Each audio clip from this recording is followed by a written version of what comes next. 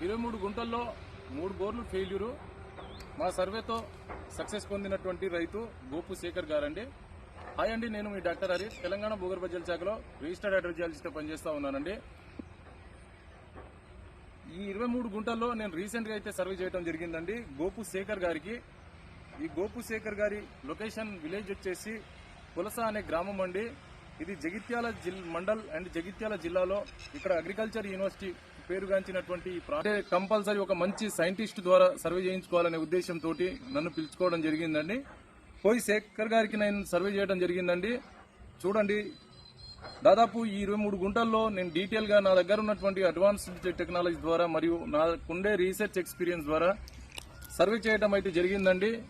ఇదంతా shallow water టేబుల్లో 3 బోర్లు అయితే వేసుకోవడం జరిగింది. ఎక్కడ కూడా వాటర్ రాకపోయేసరికి వీడియో నాకు సంప్రదించడం జరిగింది. మరలా నేను డీపర్లో రికమెండ్ చేయడం జరిగిందండి.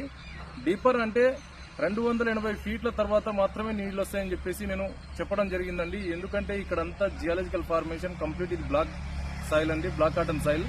అంటే బ్లాక్ కాటన్ సాయిల్ మరియు ఇక్కడ హార్డ్ రాక్ అనేది గ్రనైటిక్ ఫార్మేషన్ అండి.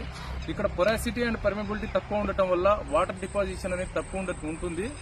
ఇదంతా సైంటిఫిక్ గా తెలియకపోవడం వారు షాలో టేబుల్లోనే డ్రిల్ చేసుకోవడం జరిగిందండి. 3 పాయింట్లు అయితే డ్రిల్ చేసుకోవడం జరిగింది. 3 ఫెయిల్యూరు. నాకుండే ఈ రీసెర్చ్ అనాలిసిస్ లో ఇవన్నీ తెలిసింది కాబట్టి వారికి నేను రికమెండేషన్ అనేది 280 కంటే కింది ఇవ్వడం జరిగింది. దాదాపు ఇది 2 ఇంచుల నుంచి 2.5 ఇంచెస్ ఆఫ్ వాటర్ అయితే కంటిన్యూ ఫ్లో అవుతా ఉందండి. చూడొచ్చు ఎంత బ్యూటిఫుల్ గా ఫ్లో అవుతా ఉందో.